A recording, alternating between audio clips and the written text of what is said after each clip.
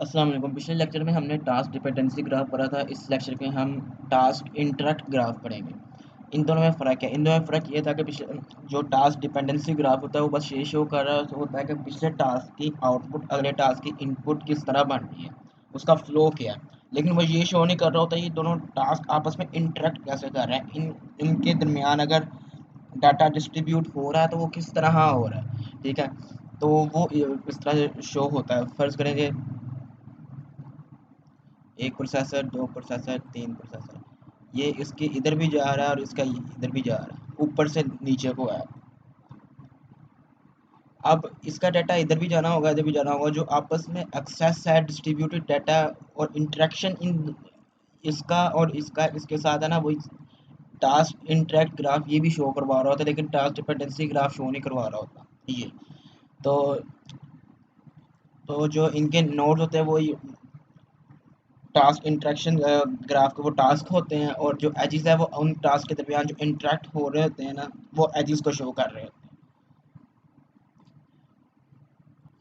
हैं। ये जो task interact graph usually undirected होता है, मतलब उनकी कोई एरोज नहीं लगे होते, बीच में डायरेक्शन नहीं होती कि ये मैं बना के दिखाया,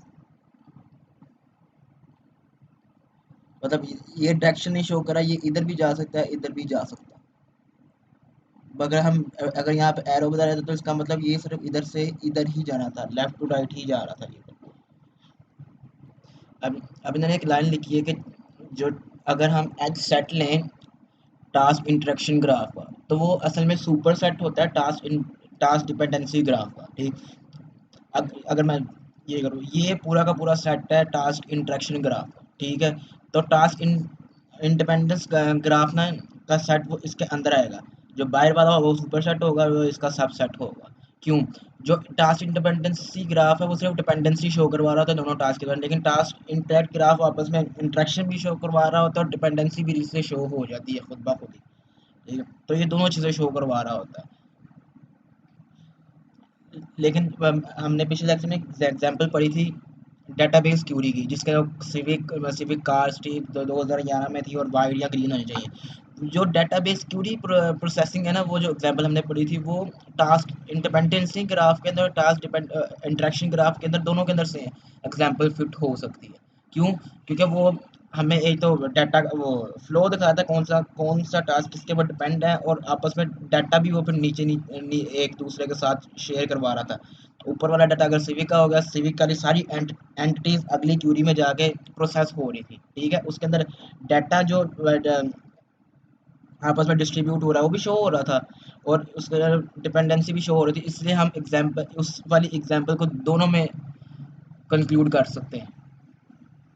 अब ये देखें, टास्क इंटरेक्ट ग्राफ की एग्जांपल देखते हैं। अब देखें, ये जो पहली लाइन है ये हमें टास्क ज़ीरो दे दी है। ठीक है, अब टास्क ज़ीरो के पास बी ज़ीरो पड़ा होगा।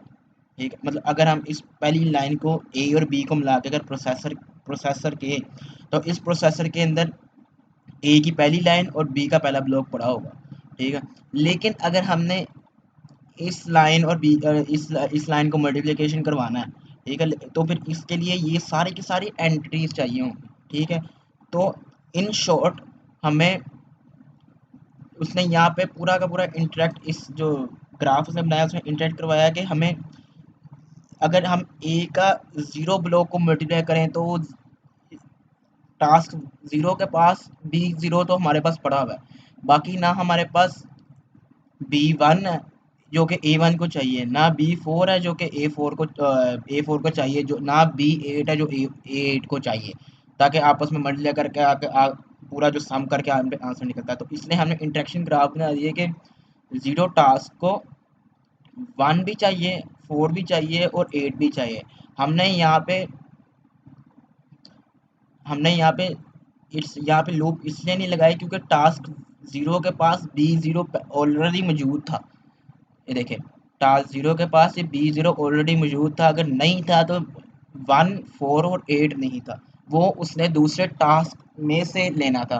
ठीक है, तो इन शॉर्ट जो टास्क ज़ीरो है वो टास्क 1, टास्क 4 और टास्क 8 के ऊपर डिपेंड कर रहा है, क्योंकि जब तक क्योंकि उन टास्क के अंदर B1 B4 और B8 का डाटा पड़ा हुआ है। आई होप सो ये आपको समझ आ गई ही होगी। अब आगे अगली लाइन को देखते हैं। अगली लाइन ये देखिए, ये टास्क 1 है, ठीक है, 0 के नीचे। अब इसके अंदर हमारे पास 1 का डाटा पड़ा होगा, ठीक है, इसलिए हमने ये जो लूप है 1 के ऊपर लूप नहीं लगाई, ये हमने इरेज कर दी। तो ये जो टास्क हमारे पास 1 है, इसको अब हम कौन कौन सा टास्क का टास्क के अंदर जो बी पड़ा है वो चाहिए हमें। इसको 0 चाहिए, 2 चाहिए, 5 चाहिए और 6 चाहिए, ठीक है। इसको टास्क 0 2 5 और 6 का जो बी के अंदर वैल्यूज इधर पड़ी होंगी वो टास्क 1 को चाहिए।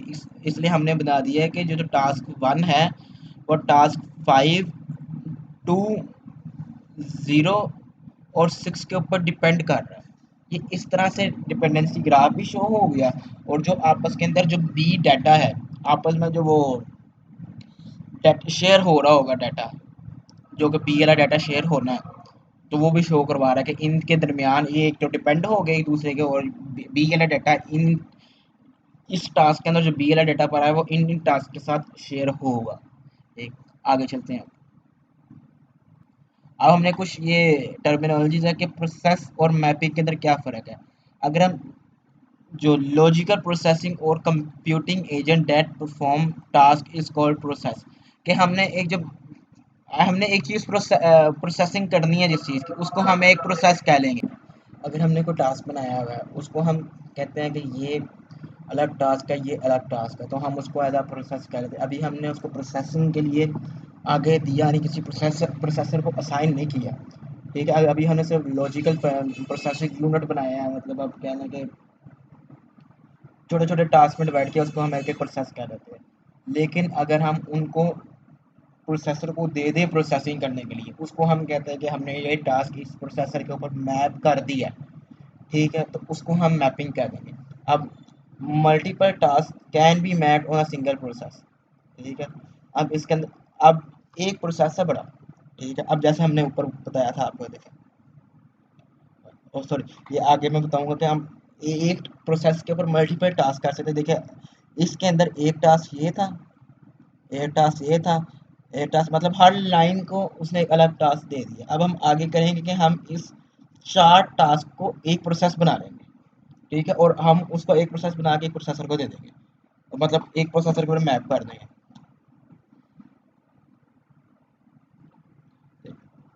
अ, ये एग्जांपल है कोई, मतलब ये सारे के सारे प्रोसेसर्स है, ठीक है। अब प्रोसेसेस हैं सारे के सारे, इसके अंदर 10, एक टास्क, 2 टास्क 3 टास्क 4 टास्क, ठीक है। हर एक एक टास्क एक ही प्रोसेसर को मिल गया। अब आगे आते जाते उन्होंने टास्क को डिवाइड किया, ये भी इस तरह। अब एग्जांपल दिखाता हूँ मैं, हर बाई मतलब एक प्रोसेस में हमने टास्क, कितने टास्क हमने एक एक प्रोसेस में दिए, ये देखिए। अब मैंने कहा था ये एक टास्क है, दूसरा टास्क, तीसरा टास्क, चौथा टास्क, 4 टास्क मैंने प्रोसेस 0 को दे दिए। तो इन शॉर्ट हम एक से ज़्यादा टास्क हम एक प्रोसेस को दे सकते हैं, और वो प्रोसेस फिर एक मैप हो जाता है प्रोसेसर के ऊपर, ठीक। अब यहाँ पे जो सी है उसने, अब ये जो सी है असल में उसने सी ये कहा कि अब प्रोसेस 0 के पास ना बी के कौन कौन से ब्लॉक थे। बी का 0 था, बी का 1 था, बी का 2 था और बी का 3 था, ठीक है। बी का 0, बी का 1, बी का 2 और बी का 3 प्रोसेस 0 के पास मेमोरी के अंदर पड़े हुए थे। लेकिन अब प्रोसेस 0 को इन 4 के अलावा और भी चाहिए। देखें, 0 1 2 3 तो हो गया, ये आगे जो 4 है, 4 5 6 7 8, ये अब प्रोसेस 0 के पास नहीं है, जो कि इसने दूसरे प्रोसेस के पास देने हैं, इसलिए उसने हमने 0 कह दिया कि 0 5 6 7 8, सॉरी 4 5 6 7 8 हमने दूसरे प्रोसेस से लेने हैं, जो कि हम प्रोसेस 0 इन टास्क के ऊपर डिपेंड है, उन प्रोसेसेस के ऊपर डिपेंड है जिनके अंदर ये ही टास्क पड़े हुए हैं। एक बार फिर सुन लीजिएगा, प्रोसेस 0 उन प्रोसेसेस के ऊपर डिपेंड कर रहा है जिनके ऊपर ये टास्क पड़े हुए हैं, ठीक है। क्योंकि ये प्रोसेस 0 के पास नहीं थे, वो टास्क ही नहीं थे जिनके अंदर ये बी की वैल्यू स्टोर हुई है, उसके पास सिर्फ ये बी की वैल्यू स्टोर है। अब देखिए, अब प्रोसेस वन जो है वो उन प्रोसेसेस के ऊपर डिपेंड कर रहा है जिन प्रोसेसेस के पास इस के टास्क पड़े हुए हैं। ठीक है, देखे 0 1 2 3 इसके पास नहीं था, 4 5 6 7 था प्रोसेस वन के पास, फिर 8 9 10 11 फिर इसके पास नहीं था। तो ये इन प्रोसेसेस के ऊपर डिपेंड कर रहा है जिनके पास ये टास्क पड़े हुए हैं। और इस डायग्राम को फिर उसने एज अ ट्री बना के बता दिया है। ये सिंपल वही है जो कि पहले हम वो है, जैसे पिछले एग्जांपल में हमने ग्राफ देखा था, लेकिन बस उसने यहाँ पे प्रोसेसेस लिख दिए और उस प्रोसेस जो जो टास्क के ऊपर डिपेंड है वो लिख दिए।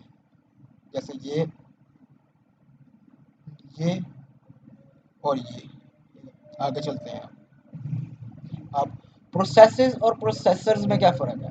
प्रोसेसेस जो हम लॉजिकल एजेंट जो कि टास्क हम बना लेते हैं वो प्रोसेसेस होते हैं, जो मतलब हम टास्क कंबाइन करके एक प्रोसेस के अंदर रख देते हैं, वो प्रोसेसेस होते हैं हमारे। ठीक, अब प्रोसेसर असल में हार्डवेयर है जो कि उन प्रोसेसेस को एग्जीक्यूट कर रहा होता है। प्रोसेसेस वो होते हैं जो कि हम बंच ऑफ टास्क एक प्रोसेस के अंदर रख देते हैं और प्रोसेसर उसको फिर हार्डवेयर होता है जो कि एग्जीक्यूट कर रहा होता है। ये दो टर्म्स के दरमियान डिफरेंस है। अब हमारे पास कोई प्रॉब्लम्स आ जाती हैं कि मल्टीपल प्रोसेसेस एक सिंगल प्रोसेसर के ऊपर हम मैप कर रहे होते हैं। अब मैं बताता हूँ, देखिए जैसे हमने पिछले एग्जांपल में हमारे पास तीन प्रोसेसेस हमें बनाए थे। ठीक है, हमारे पास यहाँ पे तीन प्रोसेसेस थे, लेकिन फर्ज करें अगर हमारे पास प्रोसेसर ही एक हो, हमारे पास हार्डवेयर है जिसके अंदर प्रोसेसर ही एक है, तो हम ये तीनों के तीनों प्रोसेसेस एक प्रोसेसर के ऊपर मैप करने के पाबंद हो जाएंगे। इसलिए उसने ये लिखा है कि हम एक से ज़्यादा प्रोसेसेस एक प्रोसेसर के ऊपर मैप कर सकते हैं, लेकिन ज़्यादातर हम जहाँ जो आइडियल केस जो हम लेके चल रहे होते हैं, हम ये कह रहे होते हैं कि हम एक प्रोसेसर के ऊपर एक ही प्रोसेस मैप करें। ज़्यादा हमारी कोशिश ये होती है, लेकिन अगर ये ना हो पाए तो फिर हम उसकी दूसरी तरफ जाते हैं, वरना तो हम ज़्यादातर कोशिश यही कर रहे होते हैं करने की।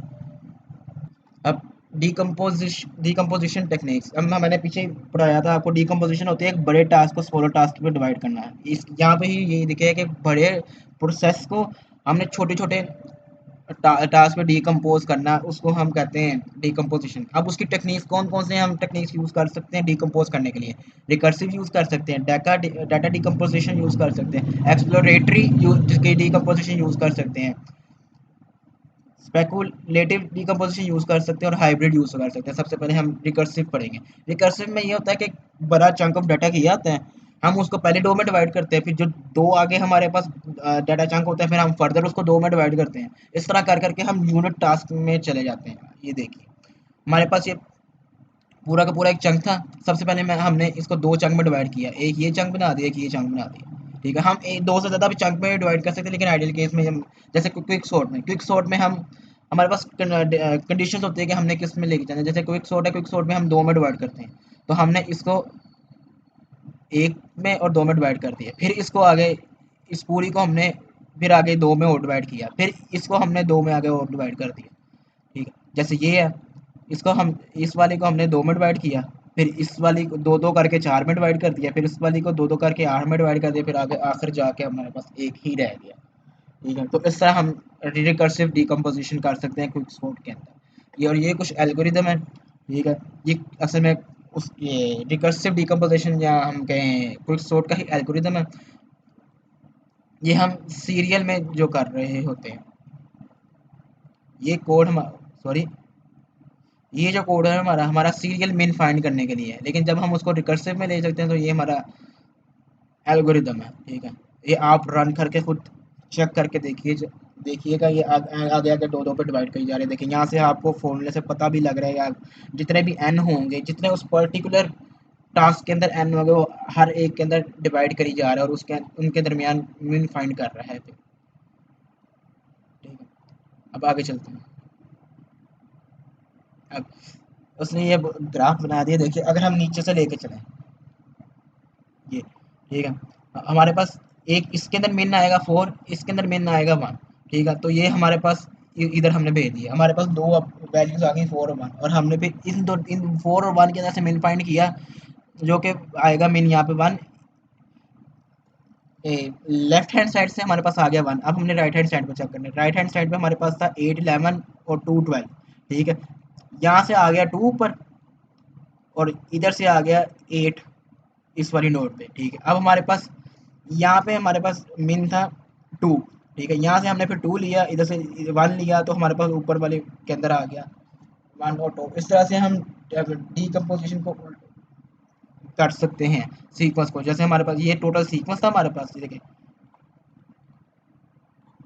हमने उसको डीकम्पोज कर करके मैं फर्ज इन शॉर्ट सब असल में ये पूरी की पूरी अरे इसके ऊपर पड़ी थी। इसने पहले डीकम्पोज कर करके नीचे गया, उनमें से फिर मिन फाइंड करना शुरू किया, फिर ऊपर आता गया और उसके पास फिर मिन आ गया 2 और 1। अरे के अंदर से 2 और 1 हमारे पास मिन आ गया। अगली आगे चलते हैं। डाटा डीकम्पोजिशन, डाटा को डीकम्पोज करते कैसे करते हैं।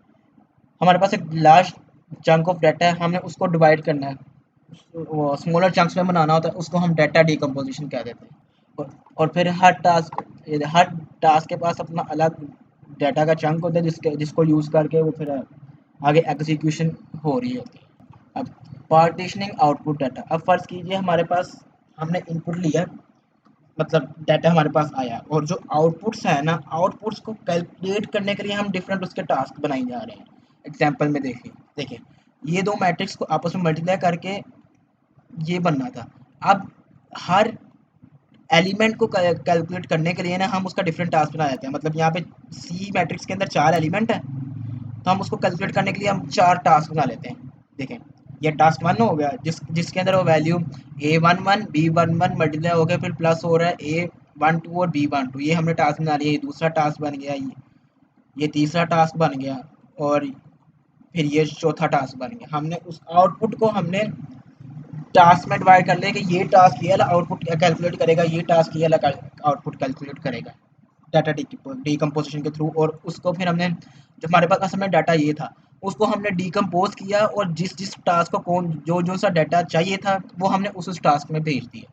देखें इस टास्क को ये वाला डाटा चाहिए था, तो हमने इसको डीकम्पोज करके इस टास्क को ये वाला डाटा भेज दिया। आगे चलते हैं। अब देखिए अब हम इसको इसके अंदर भी डीकम्पोज कर सकते हैं। जैसे हमने एक डीकम्पोज करने का ये तरीका है, और ये डीकम्पोज करने का ये तरीका है। पहले हमने 4 के अंदर डिवाइड किया था डाटा को, ये देखिए 4 टास्क बनाए थे हमने पहले। अब हम 8 टास्क भी बना सकते हैं। देखिए हमने पिछले के अंदर कहा था, हमने ये ये पूरी की पूरी कैलकुलेशन एक टास्क में हो रही थी। अगर हम करें कि ये सिर्फ ये जो A11 और B11 जो आपस में मल्टीप्लाई हो रहे हैं, इसको एक टास्क दे दे, और फिर जो इसका आंसर आएगा ना, उसको इस वैल्यू के साथ प्लस करने के लिए हम दूसरा टास्क देते हैं। देखिए यही हो रहा है इधर, हमने इसको एक टास्क दे दिया, फिर C11 की जो वैल्यू आई है, हमने C11 को इधर लगा के दूसरे टास्क में कैलकुलेट किया, ठीक है। मतलब जो हम चीज़ ऊपर एक टास्क में कैलकुलेट कर रहे थे, वो हमने उसको अब 2 टास्क में डिवाइड कर दिया हर टास्क को, ठीक है। इसके अंदर भी यही चीज़ हो रही है, और इसके अंदर भी यही चीज़ हो रही है, ठीक है। आगे चलते हैं। अब ये एक एग्जांपल है उसके पार्टीशन आउटपुट डाटा के। हमने आउटपुट जो उसको डिवाइड किया है, क्या ये टास्क ये आउटपुट पे कैलकुलेट करेगा। ये देखें अब हमने ये कैलकुलेट करना था कि जैसे ये एक मैट्रिक्स है, ये मैट्रिक्स ये 3 एलिमेंट इकट्ठे इनमें से किस ब्लॉक में आ रहे हैं। मतलब ये देखें ए बी सी, अगर ए बी सी को हम देखें तो ए बी सी सिर्फ पहले ब्लॉक में इकट्ठे आ रहे हैं और किसी ब्लॉक में इकट्ठे नहीं आ रहे, तो इसलिए यहाँ पे 1 लिख दिया। अब डी ई जो है वो इस ब्लॉक में इकट्ठा आ रहा है, इस ब्लॉक में इकट्ठा आ रहा है, और अगर देखा जाए इस ब्लॉक में इकट्ठा आ रहा है, तो 3 हो गए, तो इसलिए उसने यहाँ पे 3 लिख दिया, ठीक है। अगर हम इसी को डिवाइड कर दे, देखें इन ब्लॉक को एक टास्क बना ले, इस ब्लॉक का दूसरा टास्क बना ले, जो कि इधर बनाया हुआ है, ये और ये, ठीक है। अब इसने अपनी कैलकुलेशन ये दे दी, और इसने अपनी कैलकुलेशन ये दे दी। देखिए हमने ये आउटपुट को डिवाइड किया 2 टास्क में, ताकि वो आउटपुट को कैलकुलेट करने के लिए प्रोसेस एग्जीक्यूट हो। ये इस तरह से एग्जीक्यूट हुआ। अब आगे चलते हैं। Partitioning input. अब पहले हम आउटपुट को पार्टीशन कर रहे थे कि ये आउटपुट कैलकुलेट होने के लिए ये प्रोसेस होगा। अब हम इनपुट डाटा को पार्टीशन कर रहे हैं कि ये डाटा, ये इनपुट डाटा इस प्रोसेस को मिलेगा, तो फिर आगे उससे जो कैलकुलेशन करनी है वो करें। ठीक है, अब हम आउटपुट को पार्टीशन नहीं कर रहे हैं, हम इनपुट को पार्टीशन कर रहे हैं। एग्जाम्पल के थ्रू देखते हैं। देखें अब जरा, पहले हम इस वाले ब्लॉक को डिवाइड कर रहे थे। ठीक है, अब हम इस वाले ब्लॉक को डिवाइड कर रहे हैं कि इन दोनों में से मतलब ये किन किन में ये ये चीज़ इन ब्लॉक में से किसके अंदर एक आ रही है। तो उसने कैलकुलेट करके दे दिया कि ये सिर्फ एक के अंदर ही आ रही है। और अगर हम यहाँ पे देखें तो इसका आंसर उसने ज़ीरो दिया, क्योंकि ये तीनों एलिमेंट इसमें कहीं भी नहीं आ रहे। तो इसने अब इनपुट को डिवाइड कर दिया, आउटपुट वही रहने दिया। और आउटपुट सारे जितने भी टास्क है आउटपुट उतने ही कैलकुलेट कर रहे हैं, लेकिन with respect to their input data. जितना उनको इनपुट दिया दिया गया है वो उतना ही डाटा लेके वो सारा का सारा आउटपुट कर रहे हैं। लेकिन पिछले हमें के अंदर हम उसको इनपुट सारा का सारा दिया गया था, और उस इनपुट से लेकर वो उनके पास जो जो आउटपुट उन्हें कैलकुलेट करना था वो आउटपुट कैलकुलेट कर रहे थे। फिर से सुनिए, पिछले एग्जाम्पल के अंदर हमने आउटपुट को डिवाइड किया था, हमने उस सारा का सारा इनपुट दे दिया था जितना भी हमारे पास इनपुट डाटा था, और उससे हम आउटपुट कैलकुलेट कर रहे थे। और सिर्फ वही आउटपुट कैलकुलेट अपना टास्क कर रहा था, जो कि उसको जिस उस टास्क को जो आउटपुट कैलकुलेट करना था। ठीक है, लेकिन इस एग्जांपल के अंदर हमने इनपुट को डिवाइड किया है, आउटपुट एग्जीक्यूट वो सारे के सारे टास्क एक जैसे आउटपुट कैलकुलेट कर रहे होंगे और सारे आउटपुट कैलकुलेट कर रहे होंगे, लेकिन सिर्फ उन डाटा के लिए जो डाटा उनको इनपुट दिया गया, जो कि डाटा पार्टीशन होकर दिया गया था। आगे चलते हैं अब हम डाटा डिकम्पोजिशन। अगर हम अब partitioning both input and output data, अब हमने आउटपुट को भी पार्टीशन कर दिया और इनपुट को भी पार्टीशन कर दिया। देखिए ये और ये हाफ हाफ हो गया। ठीक है, पहले हमने ये किया, इस टास्क में हमने आउटपुट सेम रखा है, इनपुट को डिवाइड कर दिया। ठीक है, और फिर हमने